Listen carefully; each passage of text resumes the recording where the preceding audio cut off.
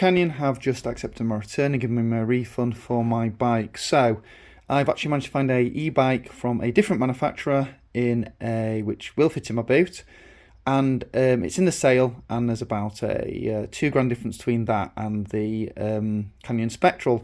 So there's some components that are better on that the new bike I've got, believe it or not, even though it's a cheaper bike, and there's some components that aren't as good. So I've got about £2 to play around with. So what I've done is looked at the components that need upgrading. So one of them is the brakes. It's on code or even guide R's. So I've gone for my go-to Hope Tech 4 V4 brakes, so front and rear in this nice stealth black colour this time. It's got on the bike. Obviously got the adapter to fit it to the forks, and obviously the rear of the bike and matchmaker components. And I've obviously got my pedals, which I had before. But what I've done is the front forks aren't very good on this bike. They're entry-level ones.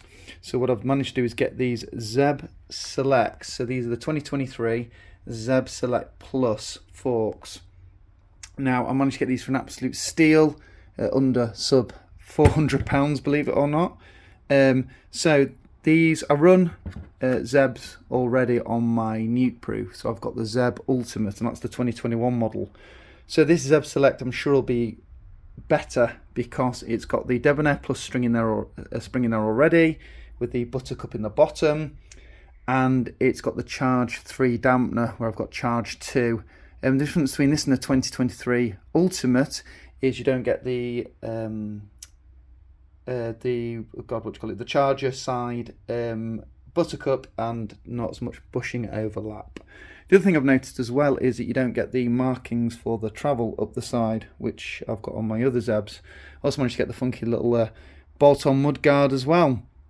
So this is obviously a big investment, but these forks are on par with, I would say they're on par with the Performance Elites of the 38s, and because I'm quite a light rider, I actually prefer my Zebs, so I'm hoping that these are going to work super well on the bike. I've also got some other upgrades coming, some new wheels, so I'll show you them when I get them, by a company called Moon Glue, who a UK wheel builder. So I'm going to get these to the bike shop. They're Invisi wrapping or Invisi framing, whatever you call it, the bikes. I need to take the components. Also, I'm going to get them to take off the old components, well, I say old, the unused components, and stick these on in place. So there are some more upgrades to come.